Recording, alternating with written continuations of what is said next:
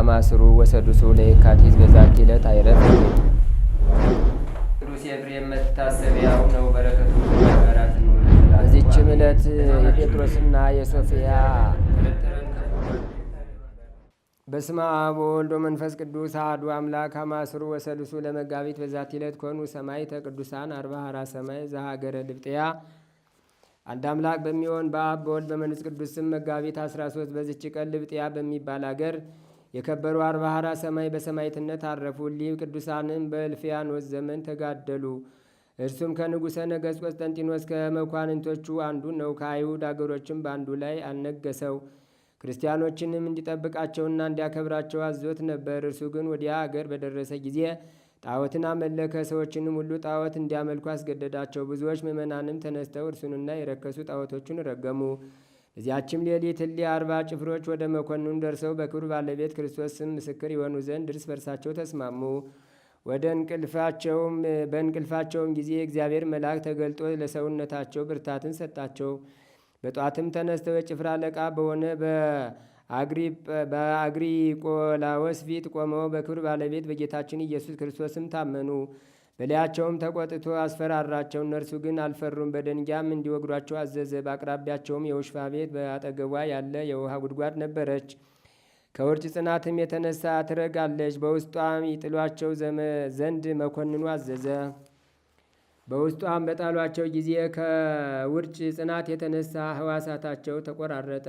ከእርሳቸውም አንዱ ፈራ። ካዘግቱም አውጡት ብሎ ወጣ። አውጡኝ ብሎ ወጣ። ወደ ውሽባው ቤትም ገባ። ፈጥኖም ሞተ። ዋጋውንም አጠፋ።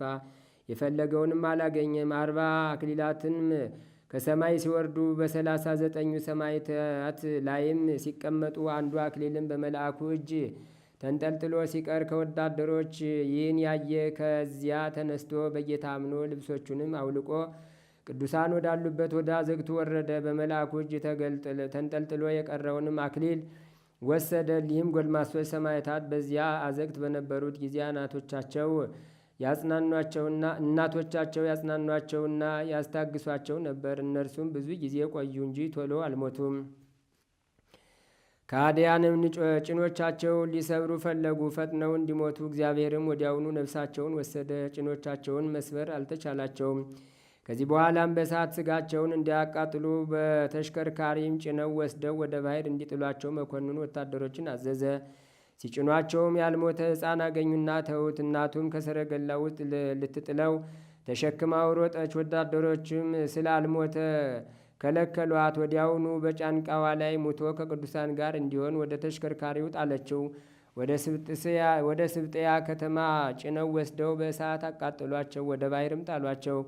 ከዚህም በኋላ በሦስተኛ ቀን ለስብስጥያ አገር ኤጲስቆጶሳት ተገለጡለት። እንዲህም አሉት፣ ወደ ገሌ ወንዝ ሄደህ ሥጋችንን ታገኛለህና አሸክመህ አምጣው። ኤጲስቆጶሱም ከካህናቱ ጋር በሌሊት ተነስቶ ወደ ወንዙ ሄዱ። የቅዱሳንንም ሥጋቸውን በአንድ ቦታ ተሰብስቦ እንደ ከዋክብት እያበራ አገኙት። ከእርሳቸውም አንድ እንኳን አልበደለም።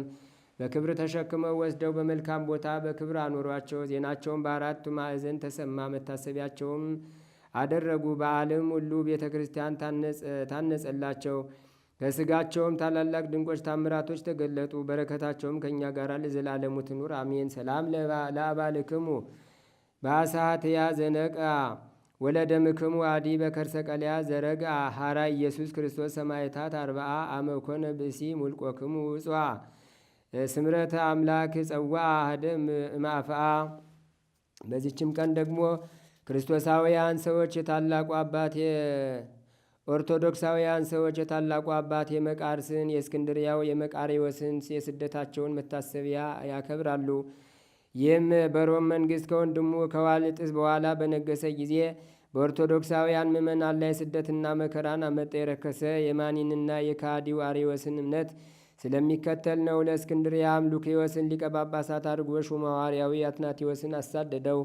ይህም ካዲ ሉኪዮስ ታላቁን አባት አባ መቃሪን እስክንድርያዊውንም አባት መቃሪዎስን ፈልጎ በንጉሥ ትእዛዝ ወደ እርሱ ከገዳማቸው አስመጣው። ወደ እርሱም በደረሱ ጊዜ ለያይቶ በለሰለሰ አንደበት በመሸንገል ወደ ረከሰ የአርዮስ ሃይማኖት ይገቡ ዘንድ አግባባቸው። እነርሱ ግን ወደ ነገሩ አልተመለሱም፣ ሳይፈሩትም መለሱለት። በቅንነትና በትዕግስትም መከሩት፣ ገሰጹት እንጂ የአርዮስንም ሃይማኖት ብላሽነት የባህሉንም እስከ አስከፊነት ከቅዱሳን መጻሕፍት ለይተው አስረዱት። በዚያን ጊዜ ተቆጣ። ከቁስጥንጥንያ መካከል ወደምትርቅ ደሴት አጋዛቸው። ከእስክንድሪያ መርከብን የሚጠብቋቸውንም ወታደሮችን በእነሱ ላይ በሚያደርጉት ሥራ ሁሉ አጫንቀው በብረት አስረው ይወስዷቸው ዘንድ አዘጋጁ። ወደዚች ደሴት በደረሱ ጊዜ በደሴቱ ንጉሥ ፊት አቆሟቸው። ንጉሡም ሰይጣንን የሚያመልክ የከፋ ሰው ነበር። የደሴቱም ሲያመልኩትና ሲደክሱለት ድረስ በስራዩ አስቷቸው ነበር። እሊህም አባቶቻችንም ከስህተቱ እንዲመለስ አስተማሩት፣ ለመኑትም፣ አልሰማቸውም።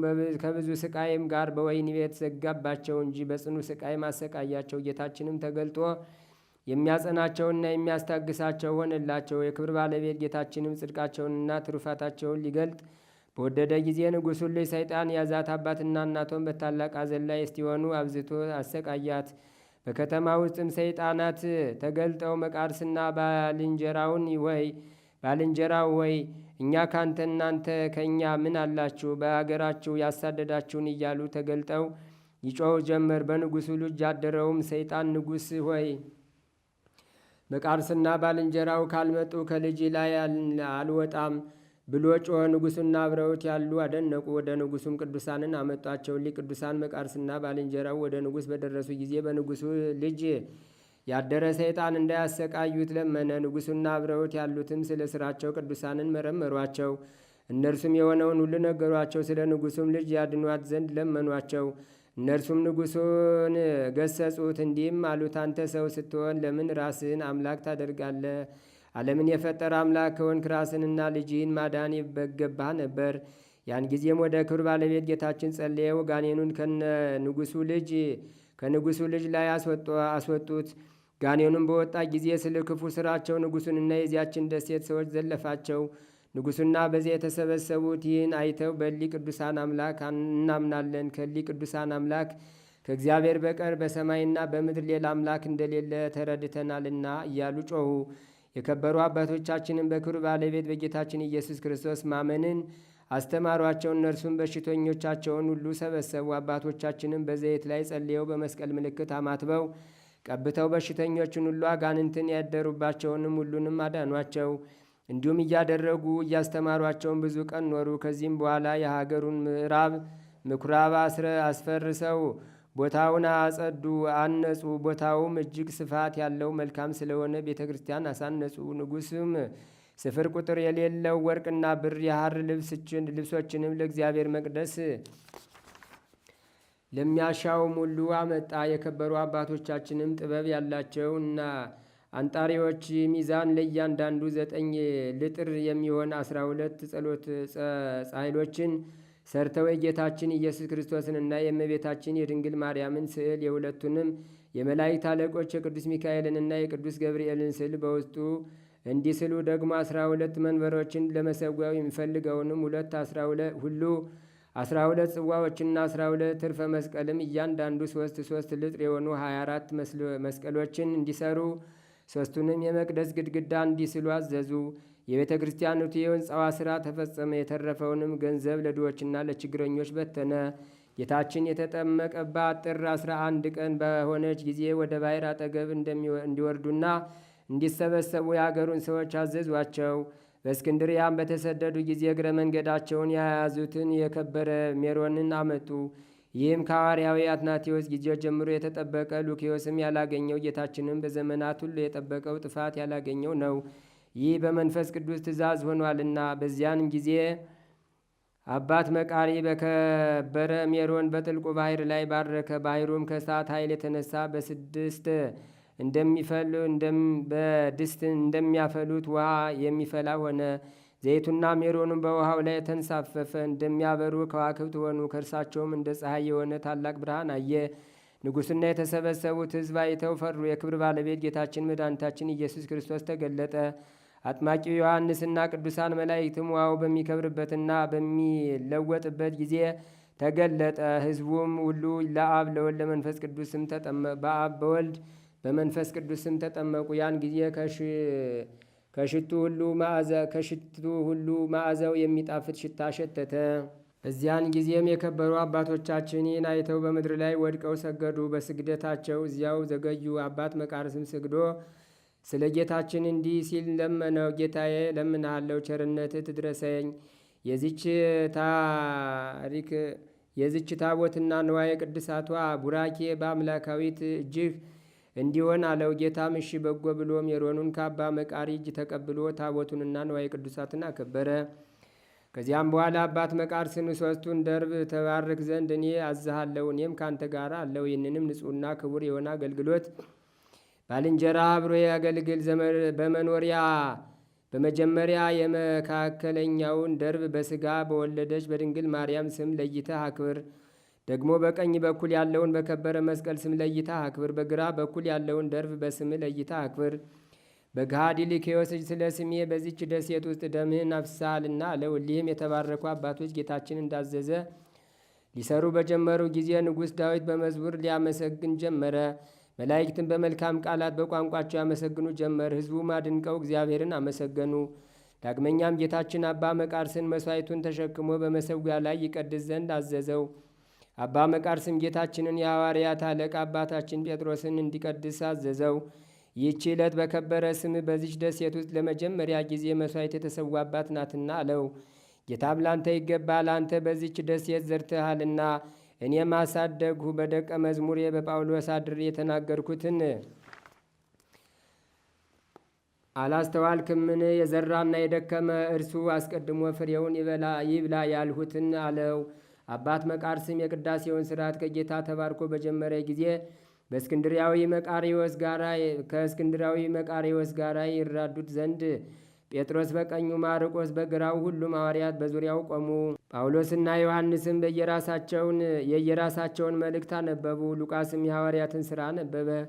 ዳዊትም መዝሙሩን ዘመረ። ለስም አጠራሩ ምስጋና ገንዘቡ የሆነ ጌታችንም ወንጌሉን አነበበ። በነጭ ርግብ አምሳልም መንፈስ ቅዱስ በህብስቱና በወይኑ ላይ ወርዶ የጌታችን ክርስቶስን ሥጋና ደም ወደ መሆን ለወጣቸው። አባት መቃርስም ወደ ጽዋው ጣቱን ባስገባ ጊዜ ጣቱ በደም ታለለ። የመላእክት ሰራዊት ሁሉ በመሠዊያው ላይ ክንፋቸውን ዘርግተው ይራዱት ነበር። ሚካኤልና ገብርኤልም መጡ።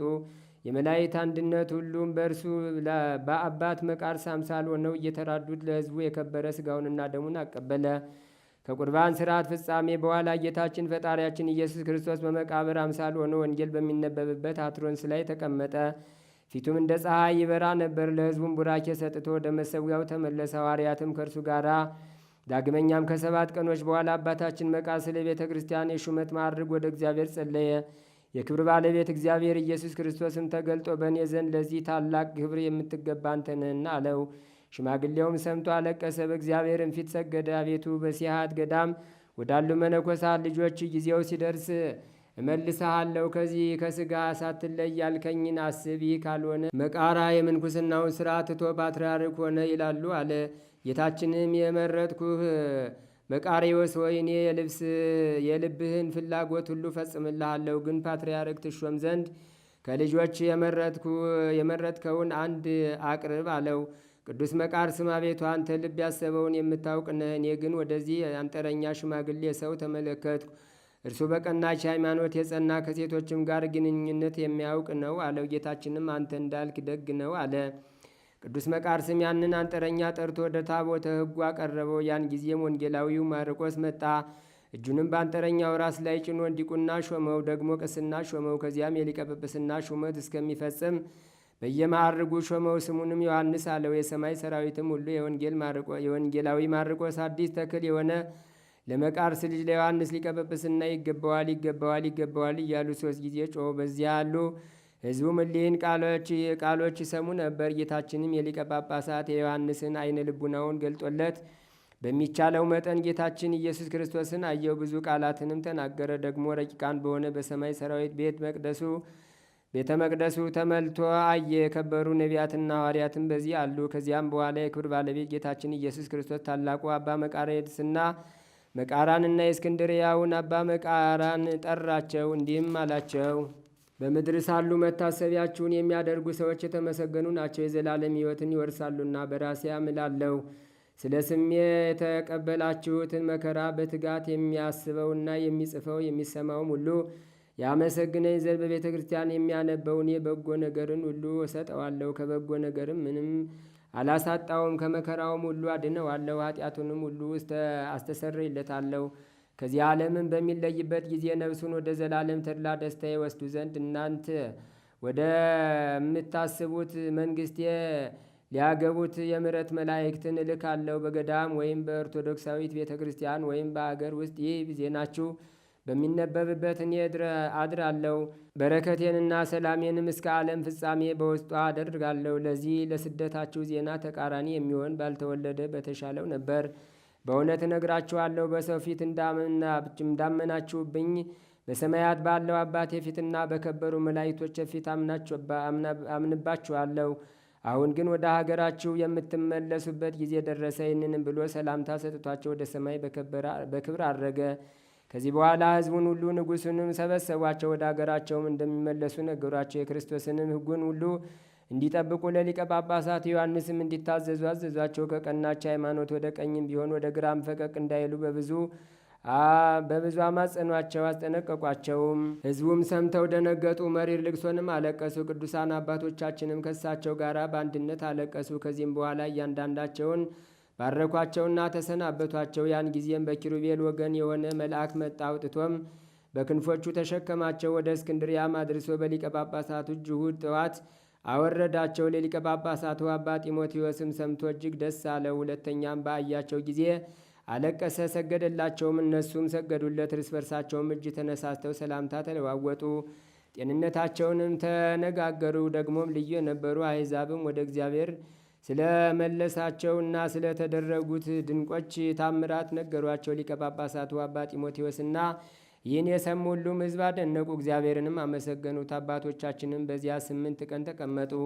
ከዚህ በኋላ ያ መልአክ ተገልጦ በክንፎቹ ደግሞ ተሸከማቸው፣ ወደ ደብረ ሲያትም አደረሳቸው።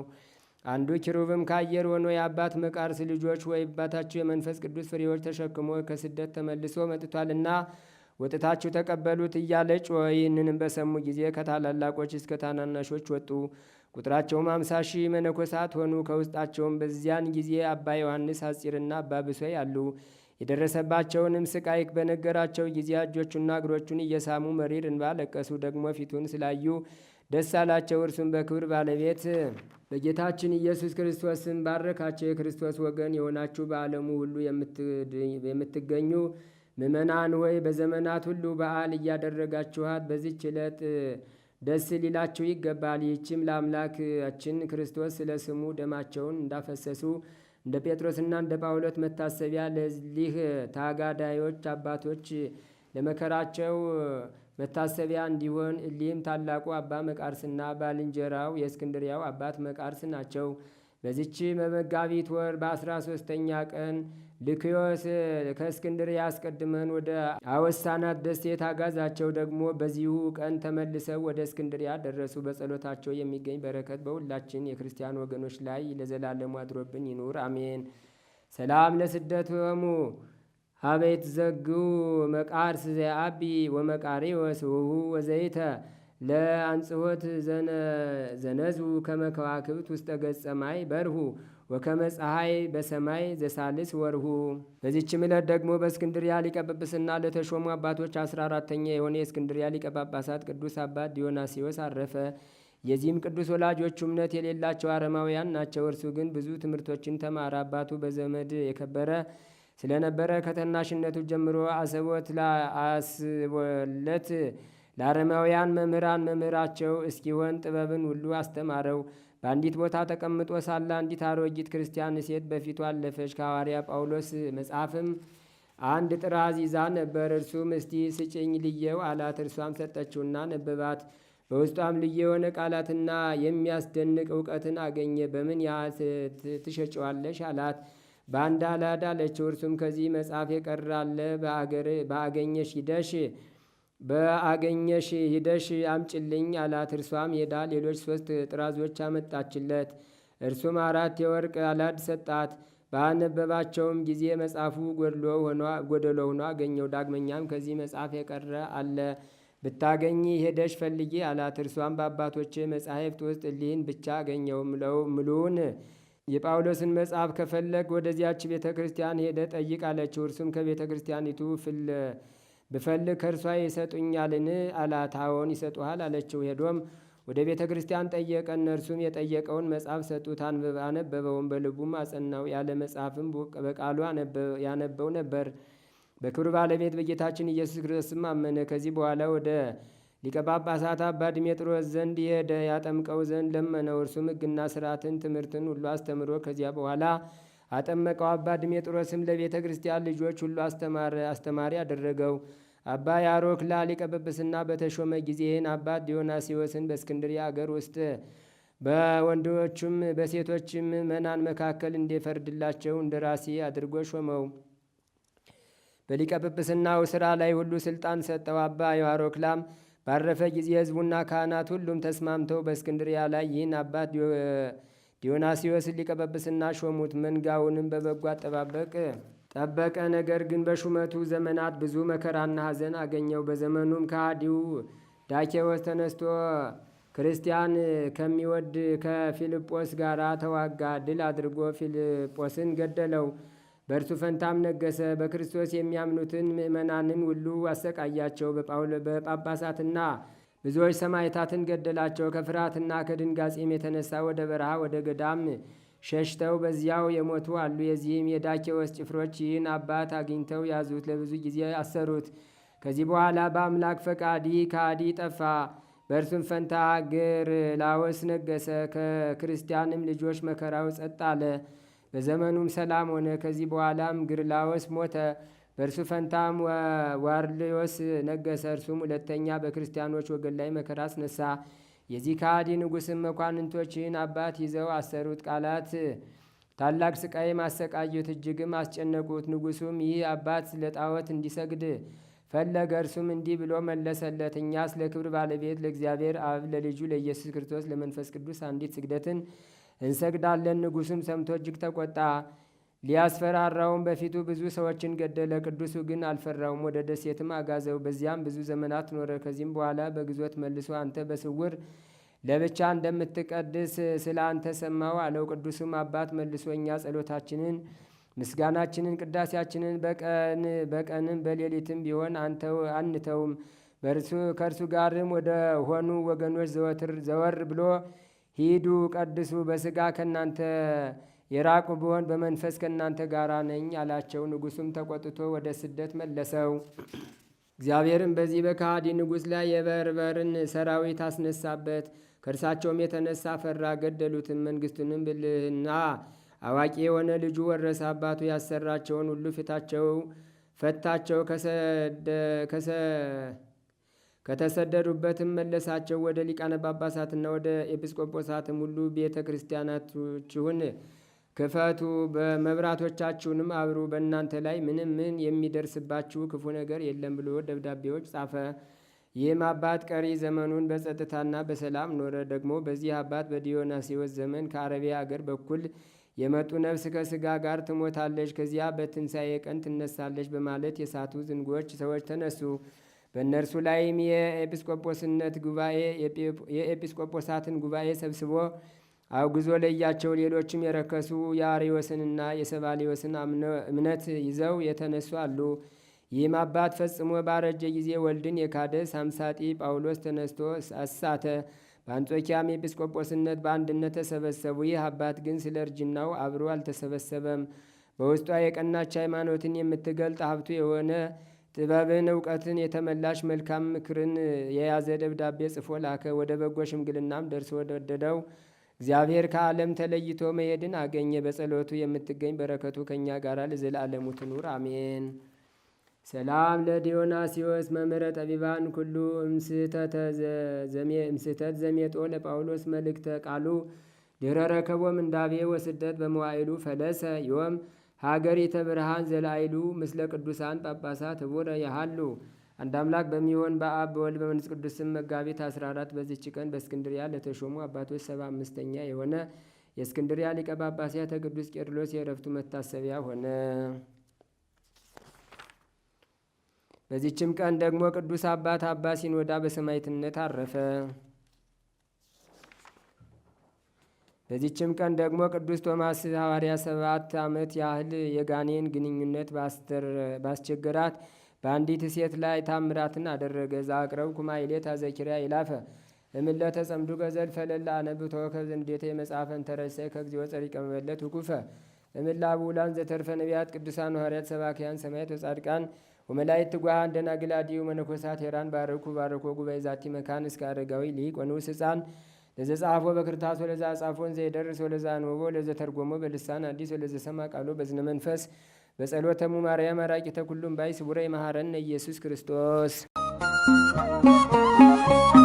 ንቁ ኦርቶዶክስ ተዋሕዶ የጸሎትና የንስሐ መርከብ ማህበር በወንድማችን የኔነ ተስፋ አስተባባሪነት በ6 ዓመት የአገልግሎት ጊዜያት ውስጥ በርካታ ድሎችን አስመዝግበናል። የሚያከናውናቸው የነፍስ ስንቅ የሆኑ በርካታ ተግባሮች አሉ። አገልግሎታችን ጥንታውያን የተዘጉ አብያተ ክርስቲያናትን ማነጽ፣ ለክርስቲያን ወገኖቻችን የንስሐ አባትና ትምህርትን ማድረስ፣ በአዲስ አበባ ኮተቤ ለሚገኙ አቅመ ደካሞች እናትና አባቶቻችን ሕፃናትና ተማሪዎችን በቋሚነት በወር $20 እንደግፋለን። በዚህ የችግር ቀን ከ450 በላይ ከሆኑ ኢትዮጵያውያን ጎን ቆመናል። በገጠር የሚገኙ ጥንታውያንና ታሪካውያን ገዳማትን ሁለገብ ድጋፍ በማድረግ ራሳቸውን እንዲችሉ በማድረግና የአብነት ትምህርት ቤቶችና ተማሪዎችን የወንዝ ሙላት፣ የበረሃ ጉዞ፣ የመንገድ መደርመስ፣ ዝናብና ብርድ ሳይበግረን ገዳማትን እያነጽን የአብነት ተማሪዎችን እየደገፍን መነኮሳት አባቶቻችንና እናቶቻችንን እየረዳን እንገኛለን። በንቁ ኦርቶዶክስ ተዋሕዶ የጸሎትና የንስሐ መርከብ ዋትስአፕ ማህበር ላለፉት 6 ዓመታት በአሜሪካ፣ በካናዳ፣ በአውሮፓ፣ በአውስትራሊያ እንዲሁም በአረብ ሀገራት የሚገኙ ክርስቲያን ወንድም እህቶቻችን ቤተክርስቲያንና የንስሐ አባት በማጣት ለሚቃጠሉ የንስሐ ትምህርቶችን በማቅረብ የንስሐ አባት በማገናኘት እንዲሁም የህብረት ጸሎት እንዲያደርጉ በማድረግ ላይ እንገኛለን። ወደፊትም ከዚህ በበለጠ አገልግሎት እንተጋለን። በማህበራዊ ሚዲያ በይበልጥ በንቁ የጸሎትና የንስሐ መርከብ የዩቲዩብ ቻናል ትምህርተ ወንጌል ለዓለም እንዲዳረስ በማድረግ በዓላትን በማስተላለፍ ገዳማትን በማስጎብኘት ይበልጡኑ የቅዱሳን አባቶቻችንን ተጋድሎ ዜና በማድመጥ በረከት በማግኘት በየቀኑ መጽሐፈ ስንክሳር ለእናንተ ይቀርባል። የእናንተን የውድ ቤተሰቦቻችንን ፍላጎት በመረዳት በቅርብ ቀን አዳዲስ ወቅታዊና ሕይወትን የሚፈትሹ ስብከቶችን በየሳምንቱ በቋሚነት የምናቀርብ መሆኑን እያበሰርን ለዚህ ሁሉ ዘርፈ ብዙ አገልግሎት መሳካት ያለ እረፍት በማስተባበር የምትደክመው የኔነ ተስፋዬ ወይም ወልደ ገብርኤል ከዚህ በላይ በአገልግሎትህ እንድትተጋ መጠራትህና መመረጥህን እያሰብክ ብዙዎችን ወደ ቀና መንገድ እንድትመራ አደራ እንልሃለን። ንቁ የጸሎትና የንስሐ ያዋቀ ኮሲፍ ገለታ በራን እንዳንገኦ ኦልፊኔፍ አንጎንኬ ኤሌሌ ሲፋርሳዳ ፈርዴ ፉለኬ